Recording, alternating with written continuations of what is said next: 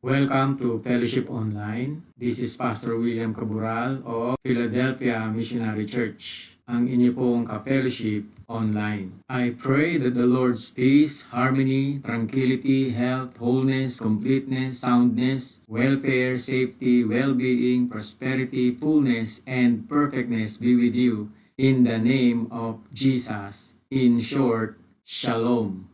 In our fellowship, we will discuss nuggets of truth from the Word of God. The basis of our fellowship online is first and foremost God, in Hebrew, Elohim, the Father, the Son, and the Holy Spirit. It is written in 1 John chapter 5 verse 7, "For there are three that bear record in heaven, the Father, the Word, and the Holy Ghost, and these three are one." The second basis of our fellowship online is the Bible. We believe that the Bible is inspired and the only infallible, impregnable, and authoritative Word of God. In 2 Timothy 3:16, it is written, "All Scripture is given by inspiration of God." Other translation says, "God breathed, and is profitable for doctrine, for reproof, for correction, for instruction in righteousness, so that the man of God may be thoroughly equipped for every good work." On that note, let us begin our discussion. Maganda ho yung ating magiging topic, the blessings of the blood of Jesus. Pag-uusapan po natin yung mga pagpapala ho sa kapangyarihan ng dugo ng Panginoong Hesukristo. At bago po tayo magpatuloy, tayo po muna yung mananalangin at hihingi po tayo ng tulong sa ating Diyos. Maraming pong salamat, Panginoong Diyos, sapagkat muli alam po namin kami tuturuan mo at ikaw, O Diyos, ang magbibigay sa amin ang pangunawa sa kapangyarihan ng iyong Santong Espiritu. Salamat ng marami sa mga anak mo, O Diyos, na nasa kanilang tahanan, nasaan man sila, Panginoon. Idinadalangin ko po, Ama, sa pangalan ni Jesus, bigyan mo po sila ng pusong tuturuan, O Diyos, matabang puso upang ang mga binhing maitatanim, Panginoon, sa kanilang mga puso ay mag-ugat, O Diyos. Magbunga ito ng isang matatag na pananampalataya, Panginoon, na kung saan kakakitaan sila, O Diyos, ng pagsunod sa iyo sa kapangyarihan ng Espiritu Santo. Salamat ng marami. Ang mga anak mo ay muli mong patitibayin sa pananampalataya sa kapangyarihan ng iyong banal na salita. Ito po ang aming panalangin sa pangalan ni Jesus. Amen. Ang pag-usapan po natin ito, ano-ano yung mga pagpapala na tinatanggap natin bilang mga anak ng Diyos. The blessings of the blood of Jesus. Sabi ng Matthew chapter 26 verse 28, "For this is my blood of the new covenant," ang sabi niya, "which is shed for many for the remission of sin." So maliwanag po yun na yung dugo po ng Panginoong Hesukristo ay inilagak, ibinigay sa lahat ng mga tao para po yung ating mga kasalanan ay malinis. Ang sabi mo sa Tagalog sa Matthew 26 verse 28, "Sapagkat itong dugo ng tipan, ang aking dugo, na mabubuhos dahil sa marami sa ikapagpapatawad ng mga kasalanan." Sa Mark 14:24, "I said unto them, This is my blood of the New Testament, which is shed for many." Sa Mark 14:24, sinabi niya, "Ito ang aking dugo ng tipan, ang dugong mabubuhos dahil sa marami." Likewise, Luke 22 verse 20, "Also, he took the cup after supper, saying, This cup is the New Testament in my blood, which is shed for you." Sabi pa ng salita ng Diyos, "Gayon din man, dinampot niya ang saro pagkatapos maghapunan, at sinabi, ang sarong ito ang bagong tipan ng aking dugo na mabubuhos dahil sa inyo." Luke 22 verse 44, sabi sa English, "And being in an agony, he prayed more earnestly, and his sweat was as it were great drops of blood falling down to the ground." Ang sabi ng Lucas 22 verse 44, "At sa kanyang matinding pagkahapis ay lalong naging mataimtim ang kanyang panalangin at pinawisan siya ng malalaking patak ng dugo na tumutulo sa lupa." Sabi ng John 19:34, "But one of the soldiers pierced his side with a spear, and immediately blood and water came out." Sa Tagalog, "Subalit tinusok ng sibat ng isa sa mga kawal ang kanyang tagiliran at biglang lumabas ang dugo at tubig. Sa Acts chapter 20 verse 28, ganito po ang sinasabi ng salita ng Diyos. Keep watch over yourselves and all the flock of which the Holy Spirit has made you overseers. Be shepherds of the church of God, which He bought with His own blood. Etong Acts chapter 20, verse 28, sa King James Version, ganito po yung sinasabi. Take heed, therefore, unto yourselves, and to all the flock, over the which the Holy Ghost hath made you overseers. Ito ho si Pablo ay nagsasalita sa mga mananampalataya sa Efeso, no, bago siya umalis. At ang sinasabi niya rito, ay pangalagaan ninyo yung mga tupa ng Diyos na kung saan kayo'y inilagay ng Espiritu Santo upang sila ay bantayan, tingnan, to oversee them. At hindi lang yun, ang sabi rito, to feed the church of God. Pakainin, no? Kasama din yung pagkalinga, of course. Sino daw? The church of God. So yung church po, mga tao na pinapakain ng salita ng Diyos. Tayo po yun, na mga mananampalataya. At ang sabi rito ng salita ng Diyos, the church of God, which He,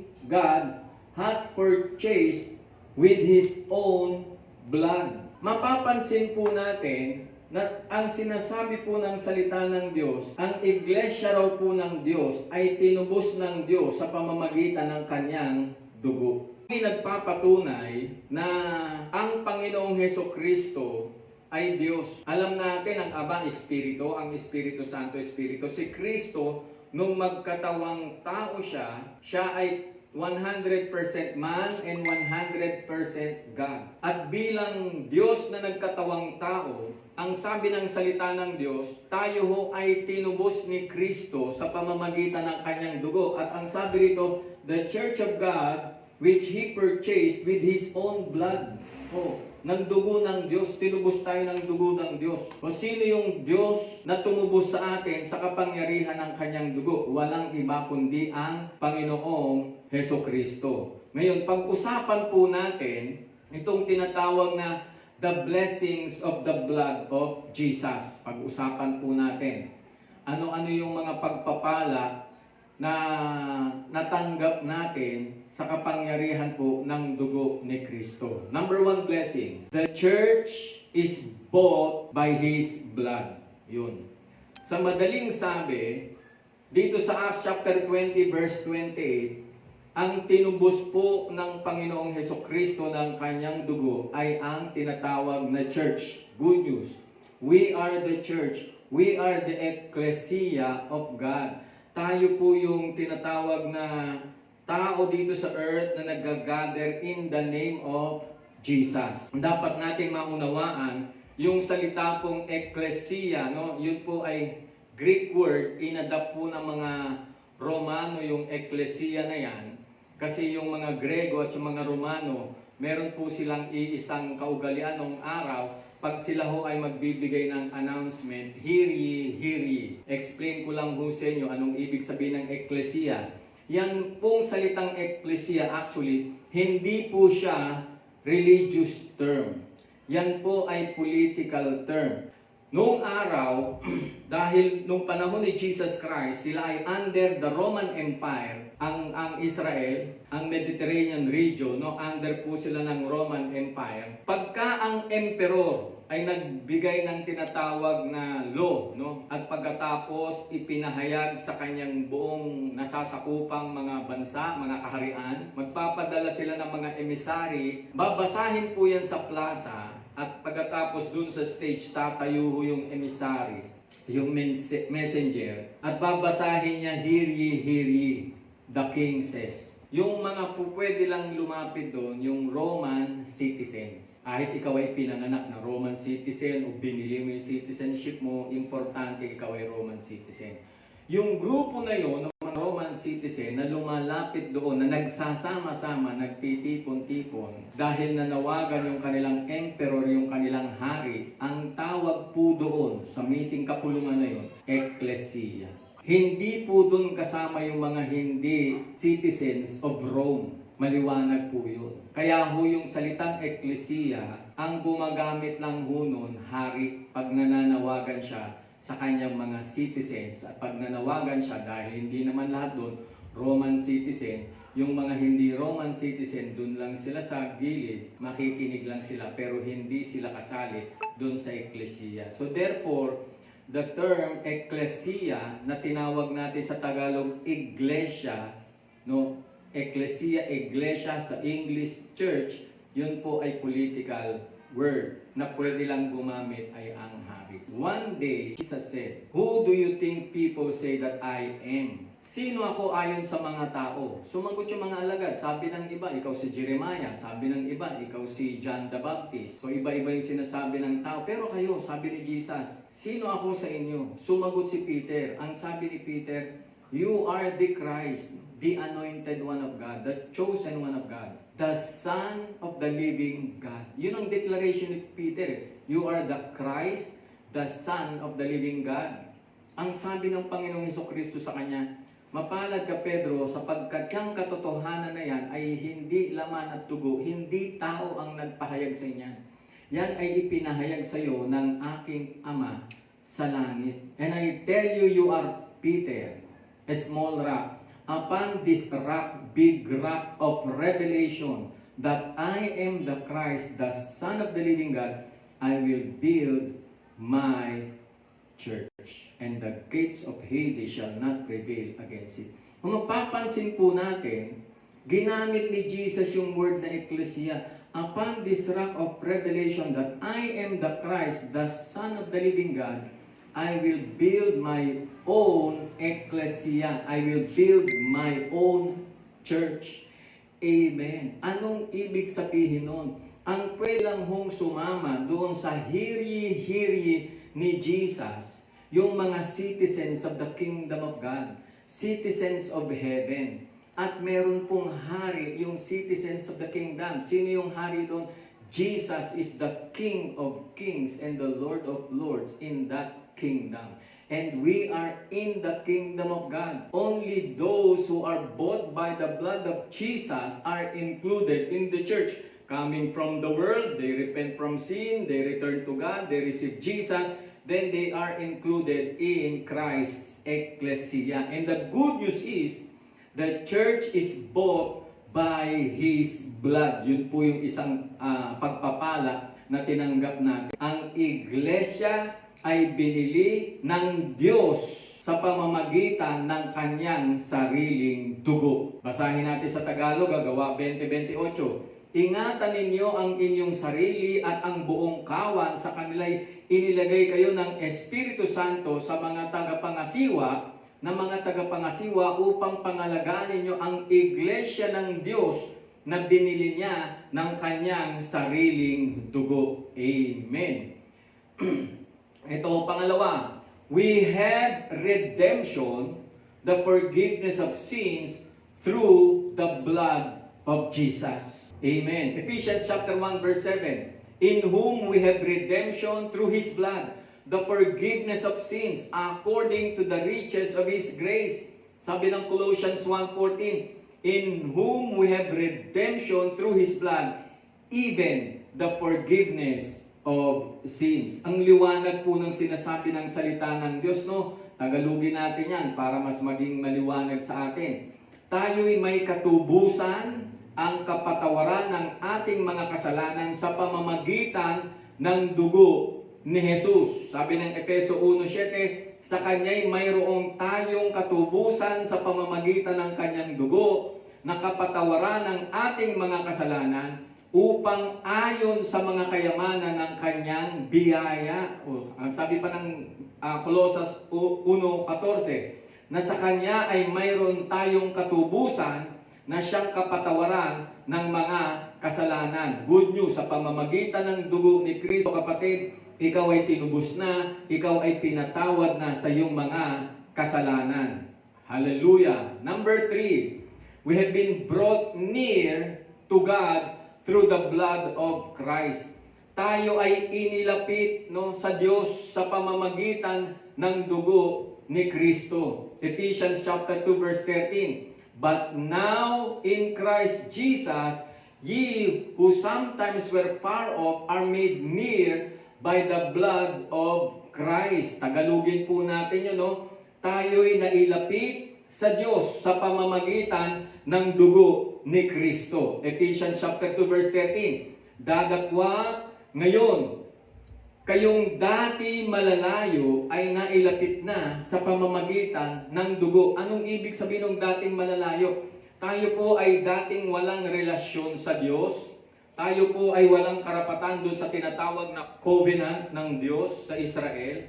Subalit sa pamamagitan ng dugo ni Kristo, tayo po ay nailapit. So yun po yung kagandahan ng tinatawag na blessing, no? Pagpapala sa pamamagitan ng dugo ng Panginoong Hesukristo. Bukod doon sa tinatawag na tayo ho ay merong kapayapaan sa pamamagitan ng dugo ni Kristo. Amen? Maliwanag ho yung sinabi ng Kolosas, at inibig niyang ang sandaigdigan ay makipagkasundo sa Kanya sa pamamagitan ng anak. Yun ho, tanong, papaano makikipagkasundo sa Diyos ang sanlibutan sa pamamagitan ng anak? Niliwanag ho ni Paul yung proseso. Kinakailangan merong isusugo, merong mangangaral, at yung mangangaral merong makikinig, at yung makikinig ay magkakaroon ng pananampalataya sapagkat ang sabi ng Biblia, ang pananampalataya ay dumarating sa pamamagitan ng pakikinig at ng pakikinig ng salita ng Diyos. At yung mga nakikinig ng salita ng Diyos, kinakailangan sila ay tumugon dun sa panawagan ng Diyos at makipagkasundo sa Kanya. Papaano makikipagkasundo ang tao sa Diyos? Ang tao ho ay maaaring makipagkasundo sa Diyos dun sa madalas na sinasabi kong 3 R's. Number 1, ang tao ho dapat mag-response with genuine repentance. Napakahalago ho ng tinatawag na pagsisisi at pagtalikod sa kasalanan. Of course, yun ay magagawa ng isang tao sa tulong at sa gabay ng Espiritu Santo. Ang sabi rito, at inibig niya ang sandaigdigan ay makipagkasundo sa Kanya sa pamamagitan ng anak. Kung gusto mong makipagkasundo sa Diyos, kinakailangan ng tinatawag na repentance. Ganito ho ang sabi ng Bible. Sa babasahin ko muna sa Luke chapter 24. Ang sabing ganun dito, verse 46, He told them, this is what is written, the Christ will suffer, si Jesus po nagsasalita, and rise from the dead on the third day. And, verse 47, pakinggan ho ninyo, Luke 24:47, and repentance and forgiveness of sins will be preached in His name to all nations beginning at Jerusalem. In other words, sa Luke 24 verse 46 hanggang 47, kasama ho sa Great Commission yung preaching of what? Repentance and forgiveness of sins. Bakit importante yung repentance and forgiveness of sin? Dahil yun ho yung paraan na ibinigay ng Diyos para makipagkasundo sa Kanya ang sandaigdigan sa pamamagitan ng Kanyang anak na si Kristo Jesus. So basahin po natin yan. Ang sabi ng verse 46, ang kausap niya ho yung mga alagad. Ang sabi rito, He told them, this is what is written, the Christ will suffer, of course from the cross, and rise from the dead on the third day. Ito po yung verse 46 na binabanggit ni Jesus, ito ho yung peak of the gospel, crucifixion, death, and resurrection of the Lord Jesus Christ. Yun ho yung peak of gospel. Ngayon, dahil doon sa crucifixion, death, and resurrection of the Lord Jesus Christ, ang sabing ganun dito ng salita ng Diyos, verse 47, sabi ng verse 47, and repentance and forgiveness of sins will be preached in His name to all nations, beginning at Jerusalem. Ano daw ang ipipreach natin? We need to preach the gospel. Ano yung gospel? Na tayo na mga tao ay may kapayapaan sa Diyos sa pamamagitan ng dugo ni Kristo. Therefore, tayo ho ay dapat makipagkasundo sa Diyos. Paano tayo makikipagkasundo sa Diyos ngayong tayo ay tinubos na ni Kristo sa krus ng Kalbaryo? Ang isang tao ho na makakapakinig ng Ebanghelyo sa kauna-unahang pagkakataon, ang dapat na maging response niya is to repent from sin. Receive forgiveness from sin, return to God, and receive Jesus Christ as His personal Lord and Savior. Doon lamang makakasumpong ng kapayapaan ang taong nasa sanlibutan. At pag siya, ginawa niya yon sa pamamagitan ng tulong at biyaya ng Panginoong Diyos, hallelujah, praise the Lord, siya ay mapapasama doon sa tinatawag na church. Sa mata ng Diyos, yung mga taong wala sa church, ang tawag ng Bible, world. Yung mga taong umalis sa world through repentance, returning to God, and receiving Jesus, ang tawag na po niya doon, church. At ang church lang ho ang merong kapangyarihan to preach the gospel of repentance and forgiveness of sin. Assurance po yun na yung tao ay patatawarin sa kanyang kasalanan. Chapter 1 verse 20. At inibig niyang ang sandaigdigan ay makipagkasundo sa kanya sa pamamagitan ng anak, sa pamamagitan ng pagkamatay nito sa krus, nagkasundo nga ang Diyos at ang lahat ng nilikha sa langit at sa lupa, no? Through His blood, sa pamamagitan ng kanyang pagkamatay sa krus, by the shedding of His blood on the cross of Calvary. Hallelujah, praise the Lord. Ngayon, dahil dyan mga kapatid, gusto ko pong sabihin sa inyo, you are blessed. Napakarami pong blessings yan, no? At yan ho ay iisa-isahin po natin. Ang commitment ko ho sa pag-share ng gospel dito sa Fellowship Online ay gawin lamang ito hanggat maaari ng 30 minutes dahil alam ko ho, marami pa kayong ginagawa, and at the same time, gusto ko ho na pwede nyong i-replay, tingnan ulit, iisa-isahin natin, napakarami po nito. Una ho, nais ko munang gabayan yung mga tao na maaring first time mong narinig itong katotohanan na ito. Gusto kitang gabayan dun sa tinatawag na sinner's prayer. Yung tinatawag na pagsisisi, pagtalikod sa kasalanan, pagtanggap kay Kristo bilang Panginoon, Diyos at tagapagligtas ng iyong buhay. Napakahalaga ho, langin ito. Kaya kung kayo po ay first time na nakapanood dito sa ating Fellowship Online, hihilingin ko po na sumabay kayo sa panalangin na aking gagawin dito sa sinner's prayer na gagawin ko. Amang Diyos, nagpapasalamat po ako dahil sa iyong dakilang pag-ibig, isinugo mo ang iyong bugtong na anak na si Kristo Jesus. Napako sa krus, namatay at muling nabuhay upang ako, Panginoon, ay mapatawad sa aking mga kasalanan. Panginoong Jesus, bukas po ngayon ang aking puso. Sa kapangyarihan ng Espiritu Santo, pumasok ka rito.